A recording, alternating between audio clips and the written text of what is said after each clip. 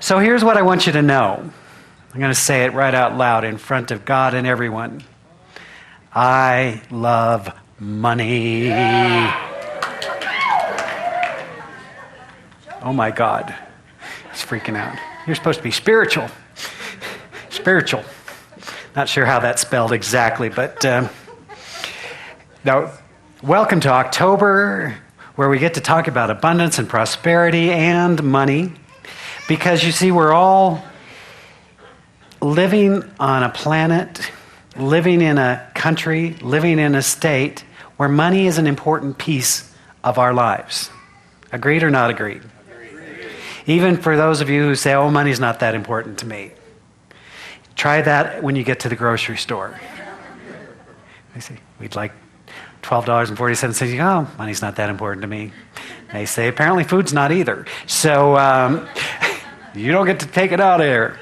So we always get to look at this. And so every year we come to the community and we do our fiscal fitness program for the following year. We invite friends and members of our community to fill out a card of intent for what you plan to give next year, which allows our leadership council to have some semblance of planning and order and looking at where are we going, what's possible. And so we invite everyone to do that. You'll see there's cards of intent on your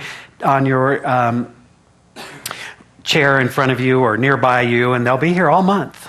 So we'll talk about it all month.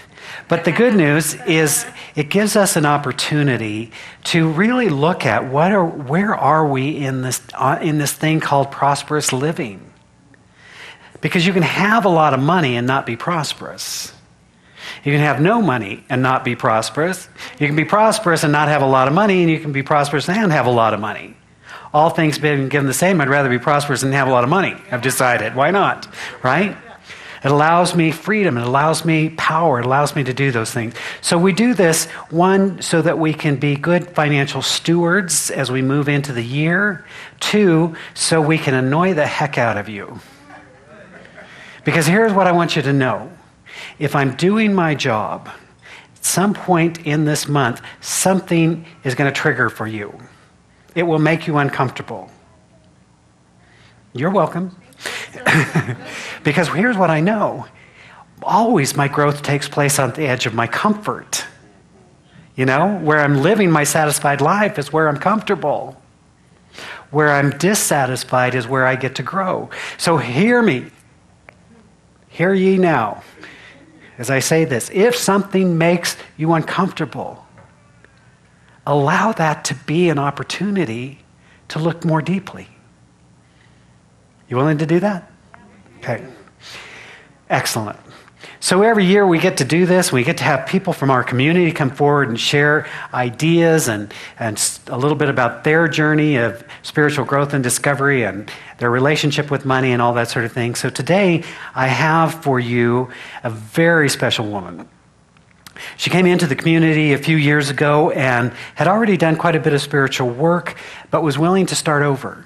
Went through practitioner training, is now looking at ministerial training with Centers for Spiritual Living, has had breakthrough after breakthrough after breakthrough. An amazing spiritual teacher, an amazing insight and wisdom about the nature of the universe and how our minds work, all kinds of cool things.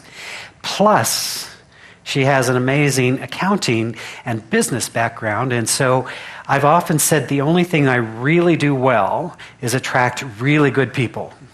And so I attracted this young woman who became our business manager, and I'm happy to tell you that our finances are healthier and more business-like than ever, the entire time I've been here. So please join me in welcoming the wonderful and talented Linda Forrest.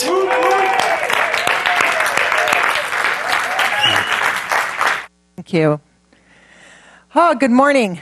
How is everyone today? Cool. So we're going to talk about money. Years ago when I first started coming here, Marty was talking about triggers. So I want to talk about my trigger. I came and I did not have a good relationship with money. I didn't have money to have a good relationship with. So I volunteered a ton. I didn't know a lot of people because I spent like every Sunday in youth ministry because I felt like that was all I had to give. And then one day he gave a talk, and he said that the power company wouldn't let us volunteer for our power bill. And for me, it was a wake-up call, right? Not long after that, I read a book called Start Late, Finish Rich. And it's about investing, but he talks about a thing called the latte factor. And the fact that for investors, the cost of a latte a day results at the time of retirement in millions of dollars. And there is a mathematical equation. It is accurate. But it's the fact that we have money, and we choose where we put that money. And sometimes we choose what we think we need in the moment, and sometimes it doesn't leave us enough for what we really need. And so over the past year and a half here, I had the opportunity to feel what it would be like to lose this place. Going through what I had to go through in the office and watching some of the backlash of that, I really felt for the first time ever my spiritual community threatened. And it was devastating to me. And so I had to stop and say, why do I come here? What does this place give me? And I love the spiritual study. I love the genius, the New Thought movement as a whole, and what I call spiritual culpability. And I knew I could study. I could get stuff, wherever. So I had to really start examining, what is it about here?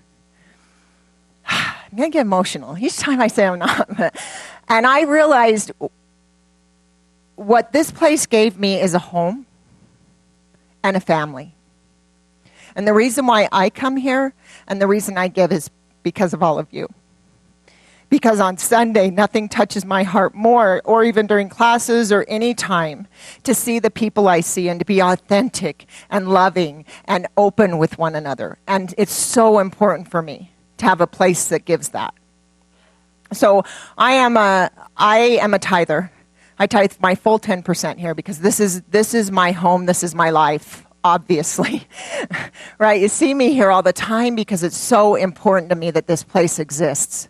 But what I had to realize is, along the way, that I couldn't wait for someone else to do it. I couldn't wait. I couldn't say, oh, it'll be okay, someone will carry it. This place has been here for about 50 years, which is pretty awesome. Yeah. And I'm so grateful for those people that created this place so it would be here when I came. But over the past year and everything we've been through, I realized it's going to take my commitment to be here another year. And it's going to happen 1 year at a time, the way it has for those 50 years. But it takes my commitment. And that if Starbucks disappeared tomorrow, it would be difficult. But it would not be devastating to me, right? If this place wasn't here and I couldn't see each of you, that would devastate me. So that's what's most important to me. So I have my card filled out, and this card is just what I'm dedicated to do, and we all know about intent, right? That whatever we hold in our mind is what we demonstrate. So my intent for the year is on this card. I don't know what will happen throughout the year. I have no idea. But this tells me, that says I'm committed to this place, and I want it open for another year. I want a place to come and be with family for another year. So I just invite you to say, why do I come? Why am I here today? And how important is it to me? And what do I feel like I can give? And I stretch myself every year. Every year I fill one of these out, I go a little more than I made the year before. And it's working. The stuff works. It's weird. But so I just invite you to really ask yourself, what does this mean? And what do I feel like I would give to it? So thank you.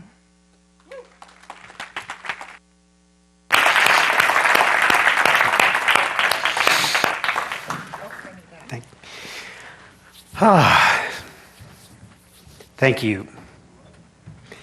We got to a point in this year where we officially declared crisis, that our money was not coming in faster than our outgo was happening. And so I said, here's the thing. We just declare crisis, but the first rule of crisis is don't panic.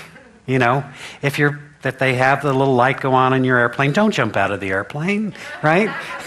But address the issue. So we have, and things are moving again, and it's exciting. We've had some large gifts that came in. And so because I've done this for many, many years, I just have a sort of peace about all of it. I never know where our money's coming from. I never look to an individual or to a thing. I just know that the divine is our source and our supply. So as we're moving through this month, I want you to experience your magnificence. Now, I'm going to talk about money as we go through this month, right here in this holy sanctuary.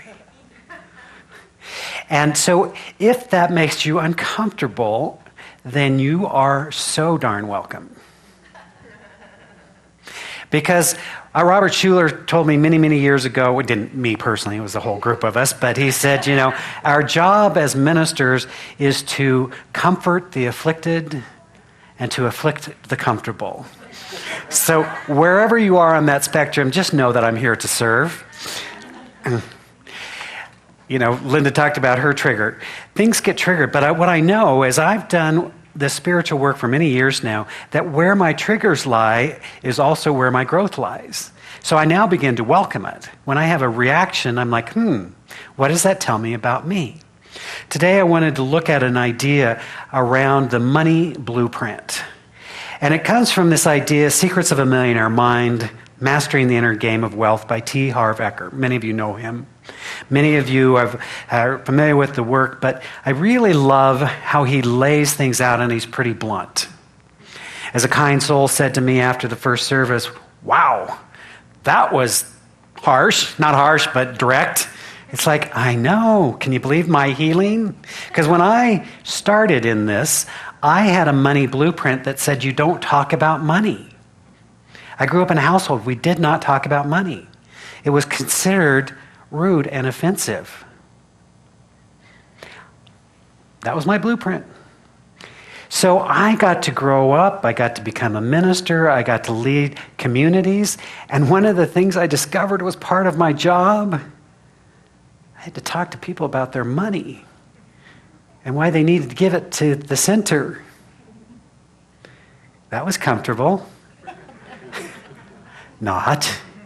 But it became comfortable, and now I've had a huge old healing. I'm just like, bring it, baby, right? Because it's just stuff. You see, the problem is never money. It is our relationship with our money. Money is a neutral thing. Money is just this thing that makes it much easier for us to move through the world. Like I always like to say, it's so much easier than having to carry sheep and chickens around and trade those, and, just so much easier to give them a card, right? You say, thank you, here's some value, we're going to call that money. It's a beautiful thing. And so we're all playing this game of life. It applies to money, but it applies to every aspect of our life. I want you to hear this. It applies to every aspect of our life. And the formula that T. Harv Eker puts forth is this. He says P leads to T, leads to F, leads to A equal R. You like that?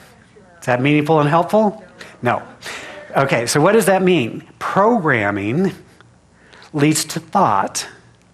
Your thoughts lead to your feelings. Your feelings lead to your actions. And your actions lead to your results. Got it? Programming, thoughts, feelings, action, results. So often what we don't realize is that we have programming, this mental blueprint that we carry. We have perceived reality to be a certain way, and we live according to that inner reality. But if we're wise, we learn not to trust what we think.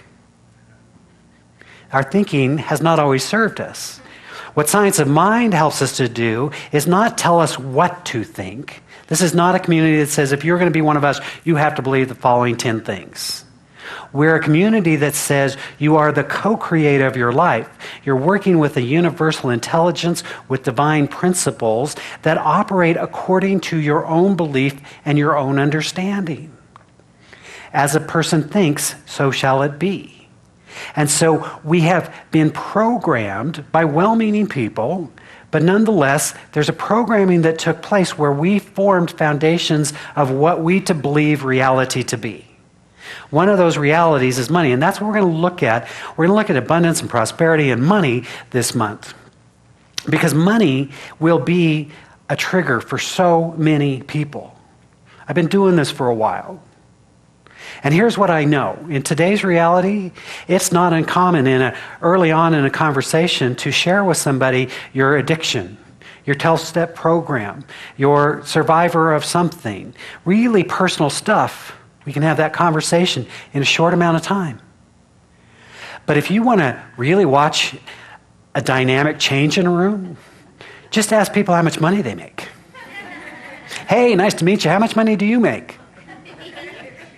Chill, right? Why is that? I'll tell you that I'm an alcoholic, but I won't tell you that I make X number of dollars. It's fascinating, right? So just realize it's there. So I'm here to serve you. You're welcome.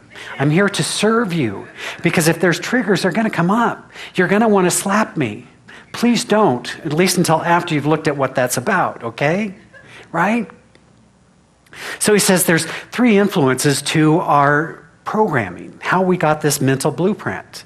The first is the verbal influences. The way people talked about money. What were people saying about money around you? Perhaps you grew up in a family where people argued about money a lot. Perhaps you were like me that grew up in a family that didn't talk about money. It was verboten, as it is said. So I just love that the universe supported me in putting me in positions that I got to talk about it. It created, so, if you've got a trigger, trust me, I'd had it 10 times over. Got to work through it. Perhaps you grew up in an environment where there was always a conversation of not enoughness. Perhaps you grew up in a way that they talked about rich people as the bad people. There's a line that comes to mind of people saying, like, we may not be rich, but we're good people. They're not mutually exclusive, really. Trust me, But sometimes we separate that. We have whole paradigms out there around money. And even in the Christian tradition that invites their leaders to take vows of poverty and vows of chastity. There's another one. I don't know. Not a lot of Catholics in the room, obviously. Whatever, right? So there's kind of that mindset that this to be really spiritual.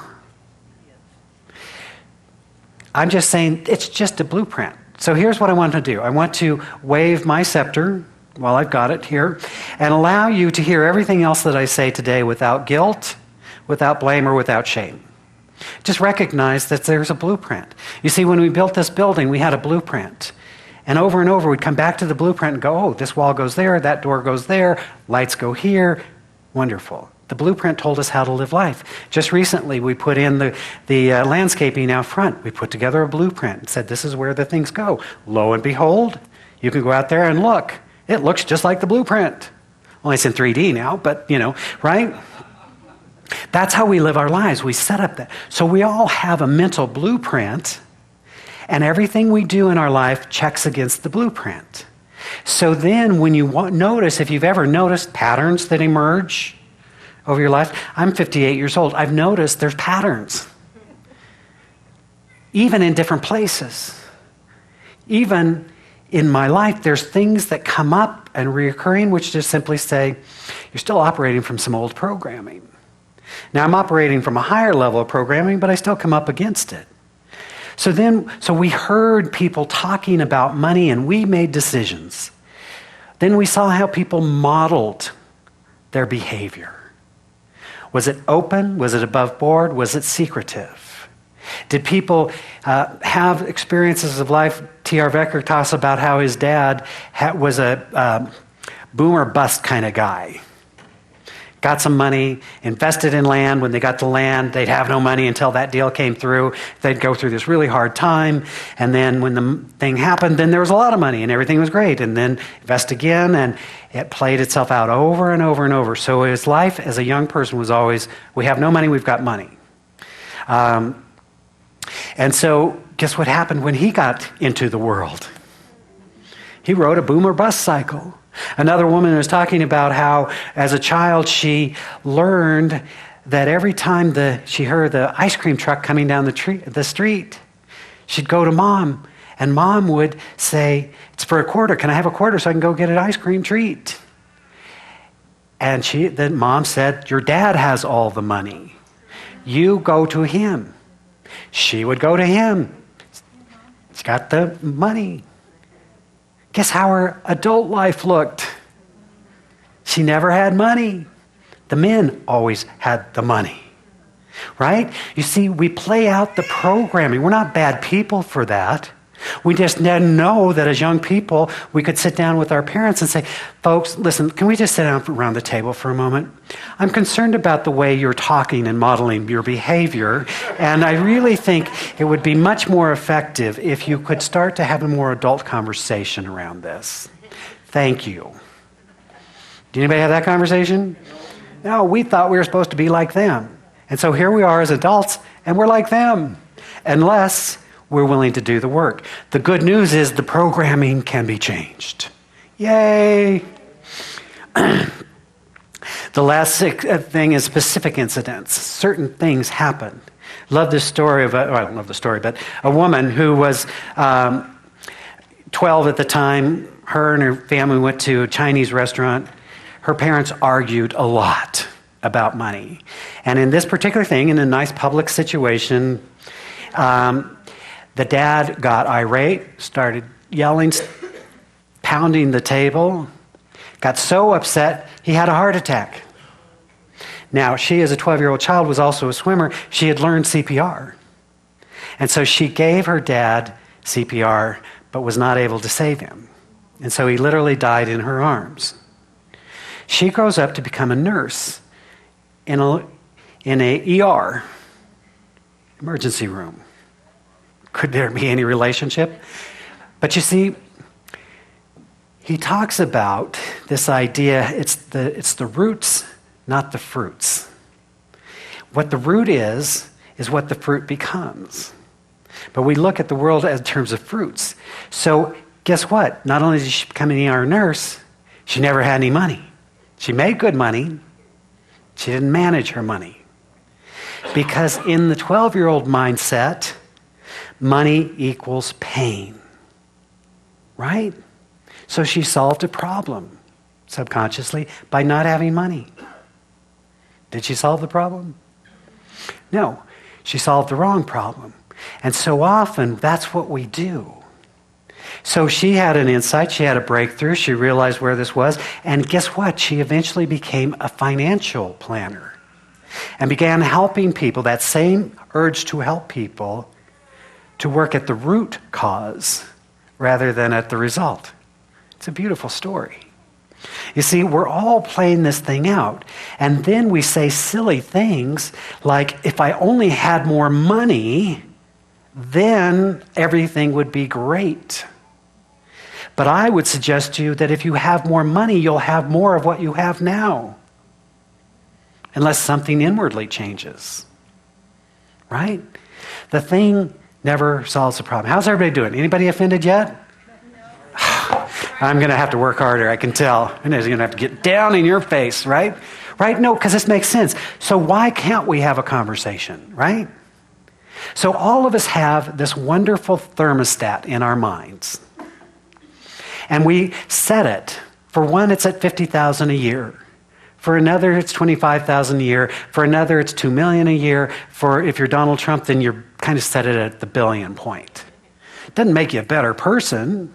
It just means you have a different thermostat. In this, and we all do that. So we look at where we end up, and we find that range that's comfortable for us. And so It may drop a little bit below, but somehow it'll make itself up, or it may go up a little bit, but then it'll bring itself back down. So we're always in this wonderful thermostat unless we learn how to change the thermostat. It doesn't matter the amount. He's talking about a man who wanted to come to one of his seminars. He said, well, I'm not sure that this is really the seminar I need to go to because I make $500,000 a year. He said, that's good. How long have you made $500,000 a year? I've made it every year for the last 7 years. So you might want to look at that. This is about expanding your possibility.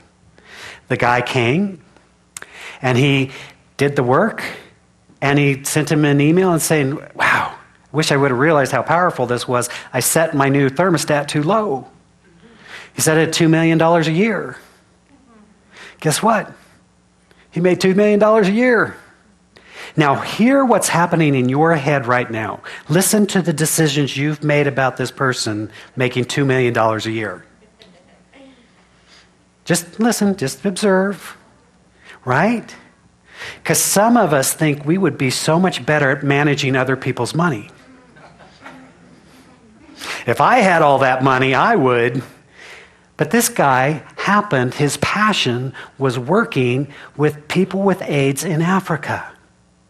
And so his $2 million income allowed him to do much more work, and he realized if we had $10 million, wow. See, this is how I am. It takes 20 grand a month to make this thing run. I keep thinking if we had 25, if we had 30, right? Not because the money does the thing. The money only becomes the vessel. Like, how much greater work in the world can we do? This is why I'm inviting all of us to participate in what we are co-creating. I'm not trying to get your money, right? I'll take it. Understand this. No thought gets to live in your head rent-free. Hear that? No thought gets to live in your head rent-free. Every thought is exacting a price. And it's either contributing to your good or withholding your good. So if we, by some odd chance, develop some faulty programming, we can change it. You see, just this morning I was preparing this wonderful talk for you, and I made some notes, because every once in a while I do that, and sometimes I even follow them, but the deal is I make the notes. And so I made the notes, and I hit print, and it printed out. And then when I looked at my notes, I realized there was a typo. So I went and got my eraser, erased the error, fixed it with a pen, and then hit print again. The error was still there. Well, it's like, well, I guess I need a better eraser. So I got my big eraser, you know, those big ones, really erased, redid it, hit print again, and lo and behold, the error still exists. Why is that? Because you're an idiot, Marty, is what you're thinking, right? See, what we try and do is if we try and change things at the outer, we're shocked that it shows up the same way. You got to go back into the computer. You got to fix the programming. You got to fix this thing. And then you can hit print all day long and get a new result. So if you have a $50,000 a year printout, good on you. But if you want a 75 or 100 or 8 billion, I don't care what the number is, you got to have a different program. See, that's why I say, I couldn't go to Donald Trump and say, hey, I want to help you become a millionaire. He'd be like, are you kidding me? I don't know how to live on $1 million. How would he do that, right? Now, think whatever you want about Donald. You know, there's some for, some against. Everybody gets to have an opinion. But he's got something going on. He's got a thermostat going on, right? Doesn't make him a better person, just approaching it differently. You see, when we start to look at life differently, when we begin to realize that nobody's playing favorites, the universe isn't favoring some and not others, then we just start working with the principles. Rather, sometimes that becomes the game. We were talking about this in class the other night about how when good things happen to people, we like to say they're lucky. Wow, they're so lucky. Somebody gave us $250,000 in gems a year and a half ago. We're so lucky. No, they were moved by the work we were doing. They had a way to give it, right? It's not luck. The universe is not based on luck. Thank you for that. But it is based on who are we willing to become? Are we willing to allow our magnificence to shine? We say, yes, but. And the but is the thing that prevents us from the greater good. So just realize this is not about good and bad, right and wrong. It's just simply realizing if I'm not expressing the fullness of my life the way I would like it to be, then I've got some work to do. Yay. You're going to be here anyways. Tell you're not.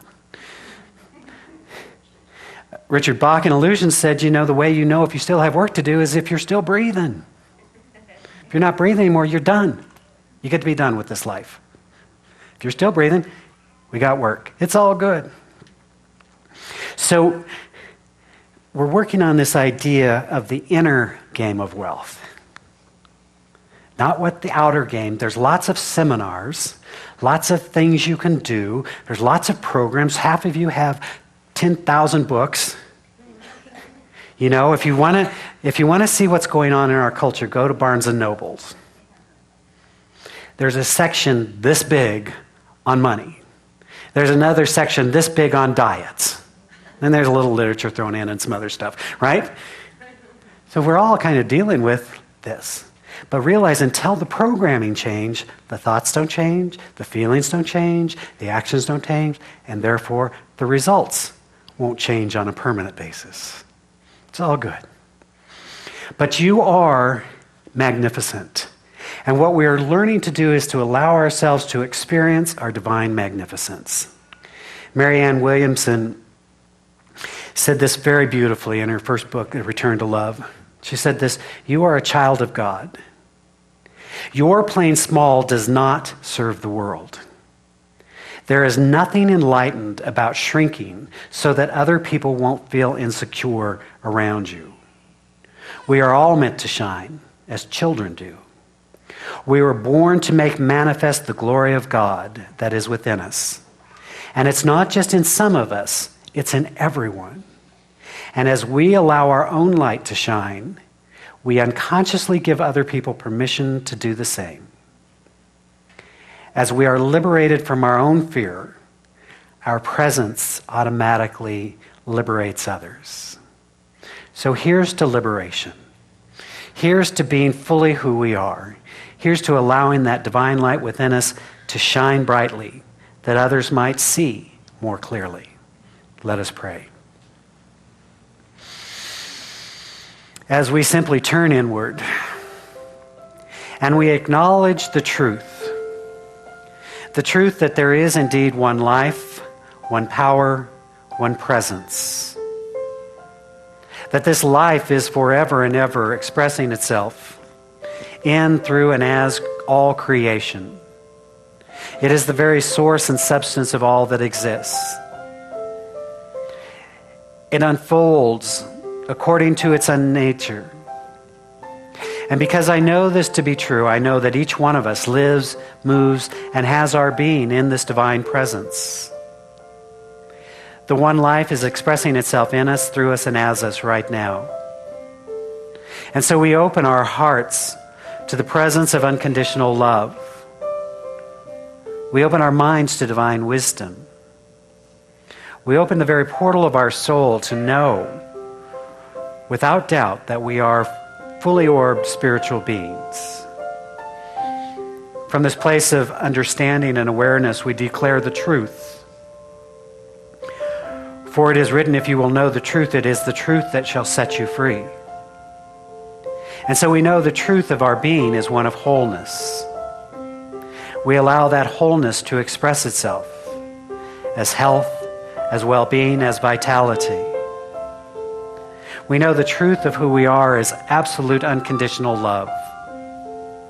Ernest Holmes wrote that love is the self-givingness of spirit into being. And so as we live and move and have our being in the presence of divine love, we find it easy to forgive. We find it easy to release. we allow ourselves to experience our own magnificence and the magnificence of all those around us. We allow our relationships to be healed and transformed through the power of love. We speak the word of truth this day as we know that we are abundant beings by our very nature. And because of this truth, we expand our capacity to give and to receive of this infinite bounty. We know that we are living in divine flow, in spiritual unfoldment. How good it is to cooperate with the universal principles, to expand consciousness, to allow greater good to be known. How grateful I am for the entirety of our lives and for the capacity to create anew in this moment. We know that we are blessed beyond measure. And so we extend a blessing. We begin by blessing this spiritual community, knowing this divine idea continues to unfold, to reveal itself, to be a healing presence in the world, to shine the light of truth and love and compassion. We extend a blessing to our brothers and sisters around the planet. We're holding a high vision for a planet at peace, for a world that works for all. And as always, we bless all priests, rabbis, ministers, teachers of every faith. For we know there are many pathways to the divine, and so we honor and celebrate them all. How good it is to be in spiritual awareness, to be in spiritual community together. How good it is to have this inner realization and to know that there is a law of mind that operates upon our consciousness, bringing forth the highest good for all concerned, always in perfect timing and always in divine right order. So it is with a joyful and grateful heart that I speak this word of truth. For I know that it is so, as together we say, and so it is.